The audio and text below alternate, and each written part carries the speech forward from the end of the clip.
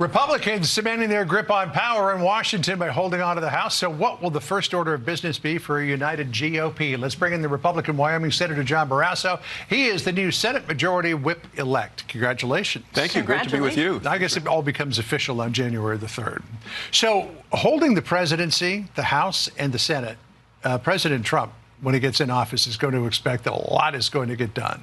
Is the Senate going to serve as a rubber stamp for the president, or will there be thoughtful consideration of everything that he tries to put through? Well, I think what the president is trying to put through represents an American agenda brought forth by the voters, and when they told us what they want. They want secure borders, they want lower prices, they want to make sure the economy kicks into gear, they want to make sure that we have more American energy, they want to restore our strength on the world stage. Those are the things that the Americans want, that the things the House wants, the Senate wants, and it's everything that President Trump talked about during the election. That is the reason that we won. We've been meeting today. I just came from a meeting of all the Republicans who will take over as the chairman of the committees in the United States Senate. The leadership team met earlier today, all focused on things that President Trump can do immediately in terms of restoring control at the border, like get back to enforcing the law and bringing back things like Remain in Mexico. We know those things worked. What he can do immediately to take the handcuffs off of American energy so we can produce American energy here. And then, of course, making sure he has his team in place quickly. A cabinet of people that he will surround himself with. No surprise, he's making bold decisions, bold appointments, and he's doing it much more rapidly this time and more thoughtfully, I think, than what happened when he won in 2016, because he's been thinking about this all along. And he has the first term to sort of learn from his experiences, something he's spoken about. He wishes that he had made some different key decisions from the outset. Were you surprised, Senator? I don't know if I would say I'm surprised, but I noted this week that when he's laying out the top-tier cabinet post, he's decided first to go with a sort of national security bent, looking at his national security advisor, Secretary of State, Secretary of Defense nominations, as opposed to more of an economic focus, Treasury, Commerce. I assume they'll be coming in the forthcoming days. But it was interesting to me to see that that was what he prioritized. It was, and we're going to hate to lose Marco Rubio in the United States Senate, but he is just the right person to be Secretary of State. He knows the issues. He's going to project the same kind of a strength around the world that President Trump has been projecting, and it's such opposite of what we've seen under the Biden administration, which was a position of weakness, which invited those to come in and be aggressive toward us. So I think that was a great choice, and we're going to make sure, and as we were talking today at our leadership meeting, we take over, as you said, January 3rd. The president doesn't come in until January 20th.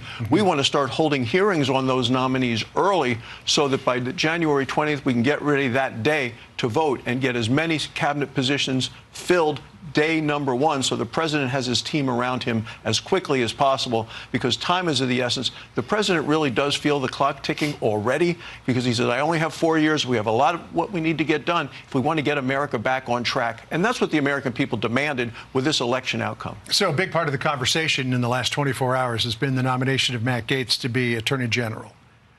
Will he get confirmed? Well, he'll certainly have a fair hearing, and people will have a chance to vote. What I want to do, and specifically with this, and you would expect the president to make bold decisions and appointments. Look what happened to the president over the last 4 years. We have seen the Justice Department in this administration weaponized, politicized. They've dragged President Trump through the court repeatedly. Nobody should be above the law, but nobody should be the target of the law. And what we've had is President Trump being the target of the law. So when he talks about draining the swamp, it's not just all of Washington, specific the Department of Justice. So this is no surprise that the president has made a bold announcement and decision there. But everyone that he has nominated so far, better than the people that are in there right now. A warning from your friend and colleague, Senator Chuck Schumer. Take a listen to what he had to say yesterday. I'm curious what your response is. To my Republican colleagues, I offer a word of caution in good faith. Take care not to misread the will of the people, and do not abandon the need for bipartisanship. After winning an election, the temptation may be to go to the extreme. We've seen that happen over the decades, and it's consistently backfired on the party in power.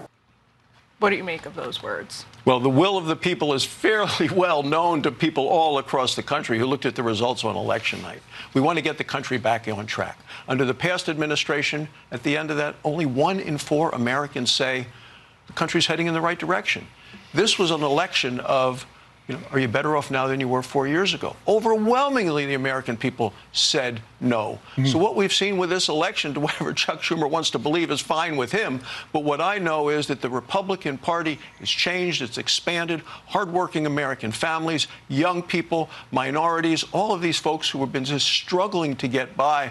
I think we are unified in trying to say we need to get the country back on track. And the story that you just played prior to that, what the Democrats are trying to force through in the final days before the next Congress takes over, illegal immigrants becoming citizens, all of these sorts of things. They're trying to hijack the election, hijack the process with these midnight regulations and rules. And I think it's wrong to try to do that. We ought to let the new governing majority take on in the House and the Senate and the White House and get this American agenda right on the move to success. Schumer's statement about don't misread the will of the American people is sort of ironic, given the fact that so many Democrats believe that that's exactly what the Harris campaign did. Well, they weren't listening to the American people. They were so focused on Donald Trump, they didn't listen to the people that are saying, we want to shut the border, we want to secure the border, we want to unleash American energy, we got to get prices down. Senator, we'll let you get back to work. We know there's a lot to get done. Thanks. Appreciate you coming in. Good to see you guys. Thank you for taking time with us. Yes. We appreciate it.